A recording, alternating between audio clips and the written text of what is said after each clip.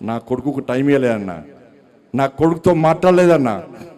ఇవాళ అదే నా కొడుకును ఒక క్రిమినల్ లెక్క సమాజంలో చూపెట్టే ప్రయత్నం చేస్తే ఒక తండ్రిగా ఎట్లా భరిస్తారో ఒక్కసారి ఆలోచించురన్నా.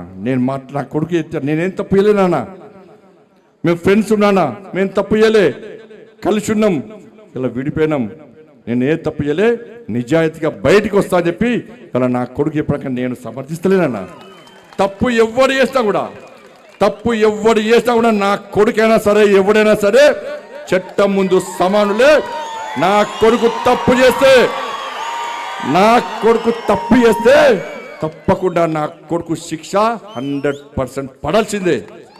ఇలా నా కొడుకు ఒక రకమైన చట్టం, ఇంకో వ్యక్తికి ఇంకో రకమైన చట్టం ఉండాలని కోరుకునే వ్యక్తి బండి సంజయ్ గారు. సమాజంలో చట్టం ఎవరికి చుట్టం కాదు, సమాజంలో చట్టం అందరికీ సమానమైన విషయాన్ని ఇవాళ నేను స్పష్టం చేస్తున్నానా.